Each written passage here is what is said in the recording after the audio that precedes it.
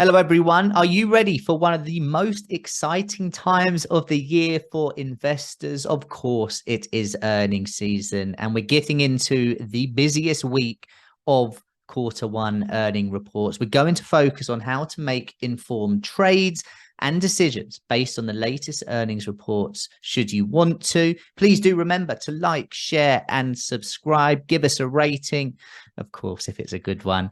And we can continue to put on these sessions. In this session, we'll dive into strategies and tactics that successful traders and investors use to navigate earnings season to try and come out on top. Whether you're a seasoned trader or investor or just getting started, this is your chance to gain a competitive edge in the market. So join us and get ready as we look to make the most out of the upcoming earnings season. So let's set the scene. 180 S&P 500 companies are reporting this week. Let me just chuck out a couple of the names at you. Coca-Cola, Verizon, UPS, Microsoft, Alphabet, McDonald's, Visa, General Electric, Boeing, Meta, Roku, American Airlines, Amazon, Exxon, and Chevron. I mean, some of those companies are massive, and they're all reporting this week. Of the Dow Jones 30, 14 of those companies are reporting this week. So almost half of those companies are reporting. It is by far the most anticipated earnings week of Q1 earnings season. Roughly 75% of US companies that have reported have beaten expectations so far. So what we can say in the build up to this is that it hasn't been as bad as expected. So that's a positive, of course. And we'll talk a little bit later on about how we price things in and why that is a very important thing to consider. First of all, what are earnings? There'll be many of you out there that know that public companies report their earnings. But what else do we need to consider? And what is the definition? As always, as I say with definitions, learning them off by heart isn't necessarily going to make you a better or worse trader or investor, but it can be useful. So earnings refer to a company's profits after expenses have been deducted from its revenues. Typically, they're reported quarterly, although in Australia it's semi-annually, and in some instances you'll also have companies that report on a semi-annual basis. Why, as investors, do we find this period useful? Why is it one of the most exciting periods of the time? Because it provides insight into a company's financial health and profitability, a decision you can then make to continue to stay invested in the company, to come out, to get in, to get back in, increase your allocation. All of these decisions come and can come from looking into an earnings report. It's useful to look at when analyzing a company over time, and can help us make informed decisions as we look to increase our portfolios with different companies, or to keep it the same as well. All decisions that are very important as investors.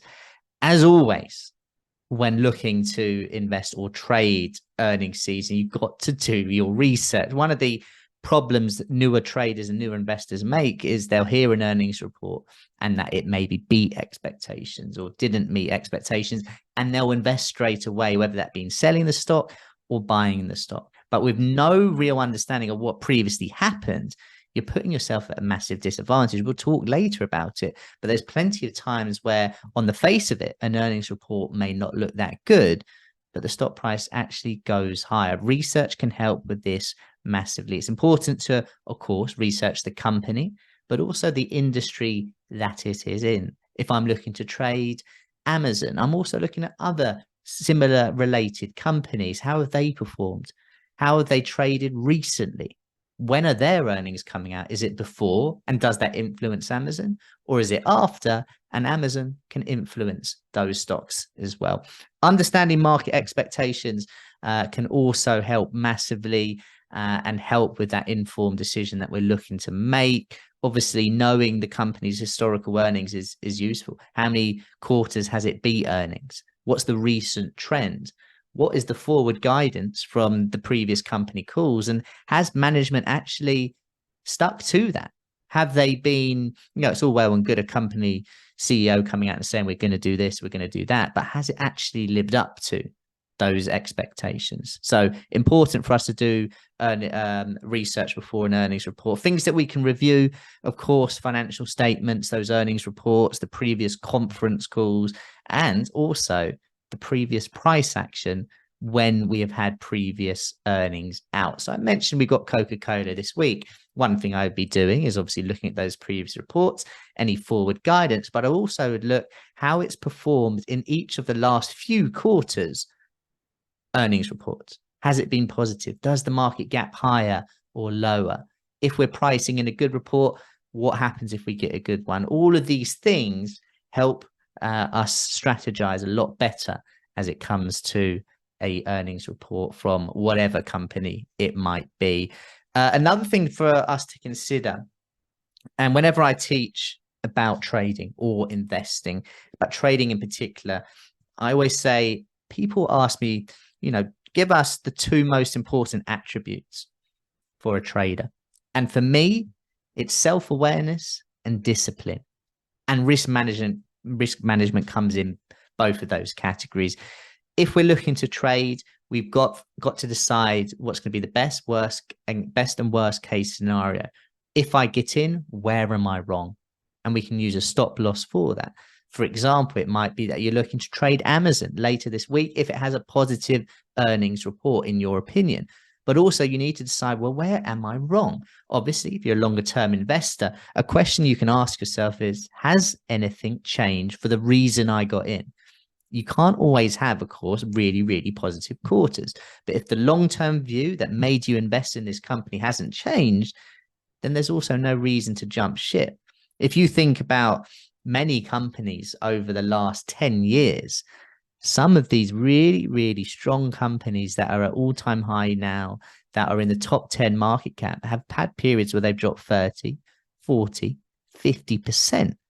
So for those people that maybe got scared when that happened, and it might have been due to the pandemic, or it might have been due to tighter monetary policy, these things change over time. Sentiment changes over time. So those people that sold early right now are a little bit upset. I'm not saying, and when stocks go down 20%, they're always going to recover, but it's important to zoom out and remember why you did get in if you're a longer term investor. Also, some people from a risk management point of view with their portfolios may look to hedge through options. That's a little bit more complicated and something we can discuss at a later date. I think the most important thing for us to do and say here is it's important to have a plan. Why am I going to get in? If X, Y, Z happens, this is how I will react. If it doesn't, there's absolutely no harm in not trading. As a reminder, you don't actually have to do anything.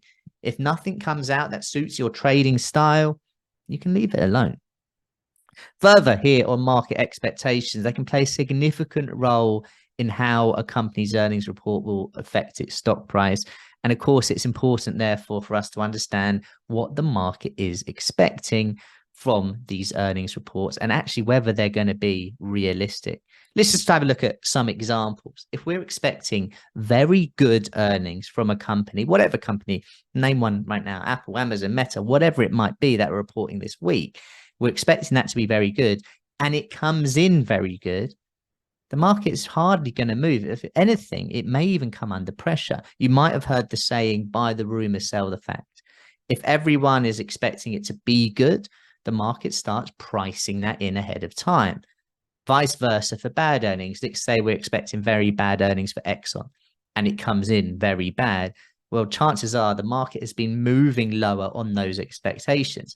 And if it comes in line, well, the market can't necessarily go down much lower. Remember, the biggest reactions that we see in the market happen when they are least expected. Think about the Brexit result, the first Trump election from 2016, or the onset of the pandemic. These things lead to big reactions in market. So, for example, and again, say whatever company you want, we'll just call one here XYZ. So if XYZ is expected to have great earnings and the market is pushed higher accordingly, we're all expecting this, but their earnings actually come out bad, i.e. the opposite of what we expected, the market's going to have to move sharply lower. One, because of the bad earnings anyway, but two, to undo the move that we had at the beginning where we moved higher based off what are now the wrong expectations. So this is another piece of the puzzle that you want to consider. As a reminder, for those that are listening via podcasts, there will be a point where I'll look over some charts. I'll still talk about the key levels, but I also, on my Twitter account, samnorth_07, will be posting some of the key levels for some of the stocks that are reporting this week. So feel free to add me on that, and also send me a message if you want me to look at anything in particular. Now, look, at eToro, we've developed some new courses, and one of those is on fundamental analysis, where we're going to talk about analyzing a report in more detail. They will start in the next month. So keep an eye out for that. Should be very helpful. But let's just have a quick look at the basics of analyzing that earnings report. So we want to look for changes in the company's performance, its business strategy and outlook. We're looking for things that weren't expected. Again, if we're expecting good, bad, or mediocre, and it comes in good, bad, or mediocre, nothing is going to change. So we're looking for there to be something that's different if we're going to make a decision. So looking for surprises in the report, that could be unexpected revenue or earnings growth. It could be downgrades elsewhere. We also want to look at understanding the different financial ratios. If you're looking to be a longer term investor, it could be worth understanding things like PE, EPS, and ROE. We're comparing it to previous quarters. We're comparing it to expectations, and we're comparing to similar companies in that industry. As a reminder, it might be that Amazon report, and we can say whatever day we want. Let's just say it's Tuesday they report, even though it's not. Other tech companies will move and react based off what Amazon do. Another point to consider at this moment is the importance of understanding the weighting each company has within each index. For example, 14 of the 30 Dow companies reporting this week. If we have one company that is 5% of the weight, it's going to move the market. Same with the S&P 500. Your big companies, your Amazons, your Alphabets, your Meta, your Amazon, your Exxon, big market cap, they're going to move the market. Whereas if it's the 503rd S&P 500 company from market cap, it's hardly going to move things at all. Market sentiment, next up for us, very important and significant role in how stocks can move. Keep an eye on news, and social media now is more important than ever for keeping an eye on how people actually think a stock report was. And remember, be humble here. Just because you think it's a good report doesn't necessarily mean others do as well. Twitter, if you're following the right people, can be very useful. The eToro social feed as well, and those news publications. Remember, you do not have to make a decision straight away. Patience very much is a virtue. Now, let's move on and talk a bit about the technical analysis review. For this section, I'm going to focus on 5 different companies: Amazon, Alphabet, Meta, Exxon as well. And we'll also chuck in Google as well. I'm not sure if I mentioned that, but here we are. So at this point, if you are listening and you do want to have a look at the charts, remember you can go to my Twitter, samnorth_7, or watch along on YouTube. So for us to kick on, what I've done for this presentation that I'm talking about, I've also listed the key lines in the sand between the bulls and the bears. So I'm going to mention those for those that are listening, and it will still make sense. For Amazon, we're at a really interesting point where we're getting squeezed from both directions. We have a trend line that goes back to October last year, and we recently found resistance there on the close of play of Friday. So price is getting squeezed. The bulls will desperately want to see us above 108. However, if it is not necessarily a good earnings report, we start to push lower. 101, as you may be able to see if you are looking, is a very important support zone, not just from May last year, but recently as well. So for those that are maybe waiting to see how the earnings come out and what other people are thinking, it's not out the question to say above 107, 108, the bulls are maybe more in control than they are right now. Below 101, the opposite. For those that are interested in trading and investing in Alphabet, similar kind of zones, 108, 109, 110, very important resistance zone. From September last year to the beginning of this year, we keep knocking on that ceiling. When talking about resistance zones, I like to think of it as a ceiling, and you've got a hammer in your hand, you keep hammering away. The more times you knock on it, the more likely you are to break through. That may well be the case here with a good earnings report from Alphabet. So 109 key level. To the downside, the trend line that we broke from its all-time high, keep an eye on that. And of course, the 200-day moving average comes in roughly around $100 a share. 95, 96 also very important. For Meta, we've been on a very strong run this year. 223, an important resistance zone. To the downside, 205. So relatively small range. One thing to note about Meta is that it has gapped higher or lower quite significantly percentage-wise over the last few quarters. For those that are looking at Exxon, 116, very important resistance level, 109 as a support. This stock has obviously had a very good year and a half, 2 years, and it's very much near its all-time high. So if we get above 116, you'd imagine that it won't be too long until we test the all-time high again. As always, just a bit of a reminder, take your time. You do not necessarily need to make a decision straight away. I think that's very important that we do remember that as well. So as a reminder, for those that are listening in, feel free to head over to my Twitter account. Excuse my cough there, where we will review those as well. And if you have any other charts that you want me to look at, feel free to send me a message there as well. Just a reminder, the key technical levels, bulls and bears, Microsoft 293 and 268, Alphabet 108 and 101, Meta 223 and 205, Amazon 107 and 101, Exxon 116 and 109. A little bit of a summary. Time of the day is important. Knowing when the earnings come out is vital. Last thing I want to be doing is getting into a new medium-term trade in Amazon when they're reporting on Thursday, for example. Me getting in now is I don't know what that earnings report is going to be. So I could end up being 10% higher or lower. It's a gamble. Think about stocks that have gapped 30% in earnings and you get in now. Timing is crucial. Have patience. What has been priced in before the announcement is, of course, important. Think about the recent trend. Think about analyst expectations. What are we expecting? And then what happened?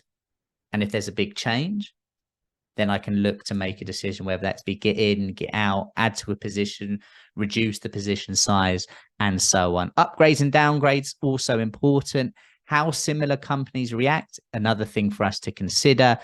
The impact on the broader index will depend on the weighting of the company. Information like this is crucial for us. Reminder, finally, again, patience is a virtue. You do not have to jump in. Have your levels, let the market help you with sentiment. And remember, no need to jump in straight away. Forward guidance is crucial. You can have a bad earnings report on the face of it, but positive forward guidance, and the market can move off that. We're ever thinking about what's happening in the future. Forward guidance, company calls is critical. I hope you found this session useful. Remember to like, share, and subscribe. It's massively appreciated. And let us know in the chat what you're looking forward to the most. And I'll catch you next time on Trader Talks.